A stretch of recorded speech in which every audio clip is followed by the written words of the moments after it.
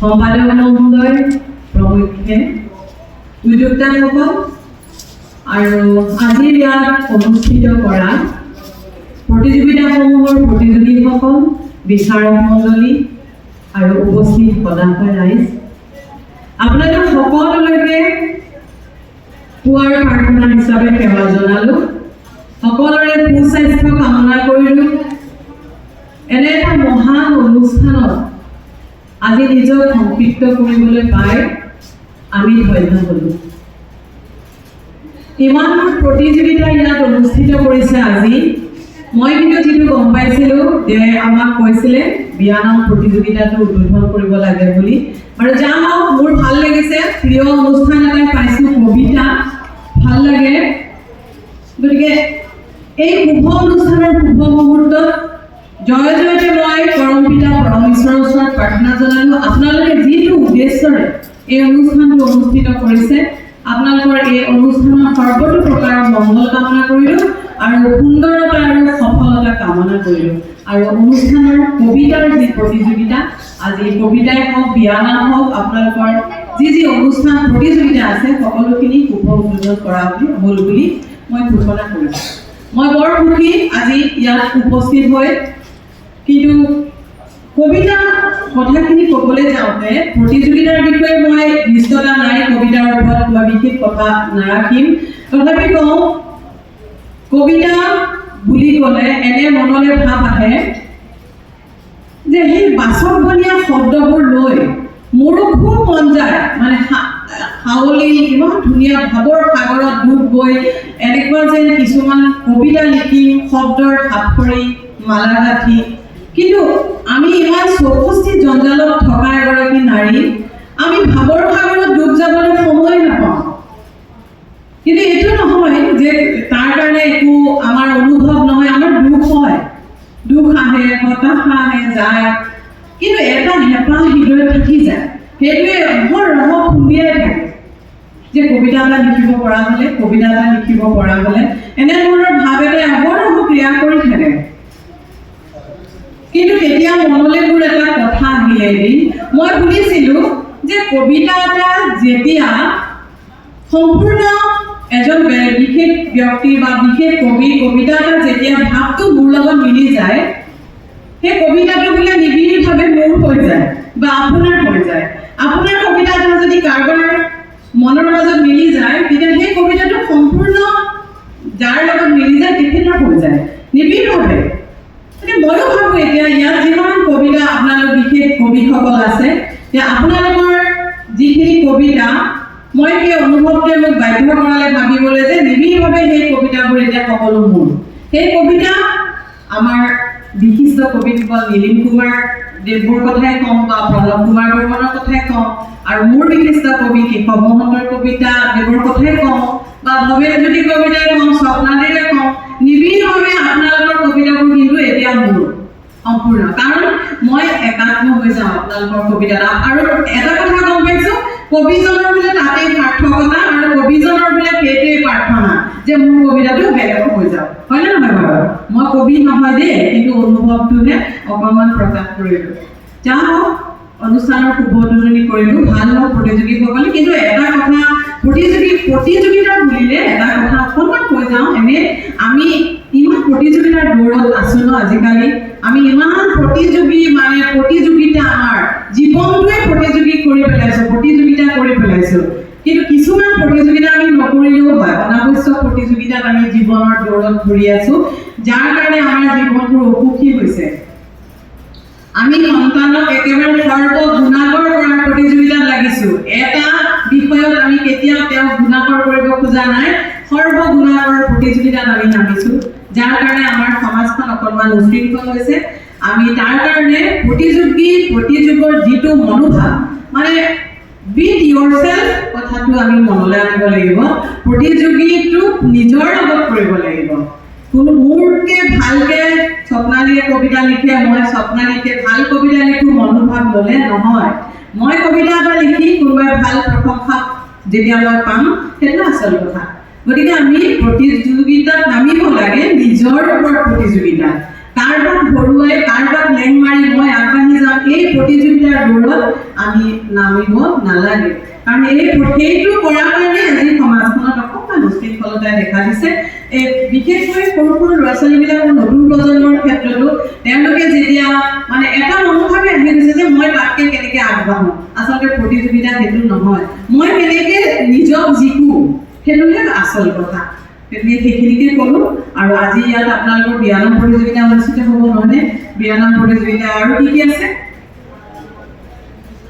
কবিতা আবৃত্তি, আকস্মিক প্ৰতিযোগিতা, নৃত্য অনুষ্ঠানো আছে। এবাৰ পুনত শুৱগা অনুষ্ঠান এটা, আজি দিনটোৰ কাৰ্যসূচী বৰ সুন্দৰ। গতিকে বিয়ানামৰ প্ৰতিযোগী আহিছে চাগে নিশ্চয়।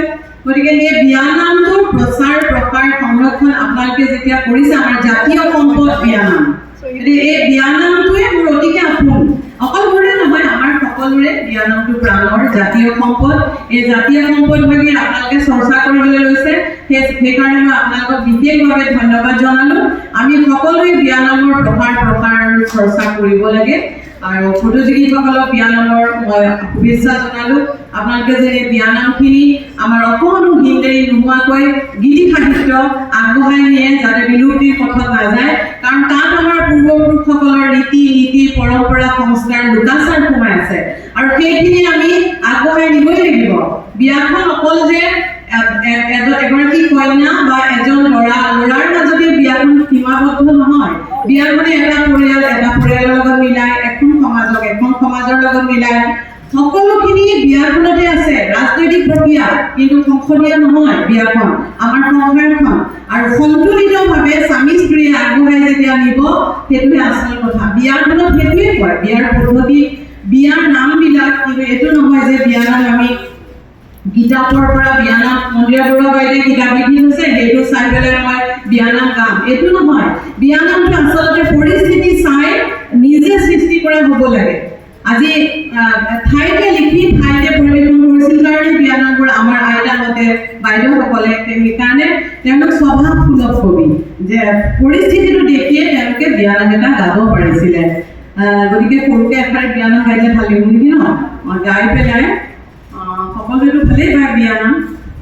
অকল বিয়া বুলি ক'লে মানে বিয়াত যে অকল ছোৱালী কইনা ঘৰকে বিয়ানাম গাই এইটো নহয় দেই। কইনাগৰাকীয়ে যে কৰুণাময়ী প্ৰেৰণাময়ী, মানে কিমান নাৰীৰ ওপৰত মানে আমাৰ অলংকাৰ আছে, সেই অলংকাৰসমূহ লাহে লাহে কিন্তু একে অলংকাৰখিনি পুৰুষৰ তাতো আছে। গতিকে আমি সদায় পুৰুষক এইটো নহয় যে নাৰীহে প্ৰেৰণাময়ী, নাৰীহে মমতাময়ী, এইটো নহয়।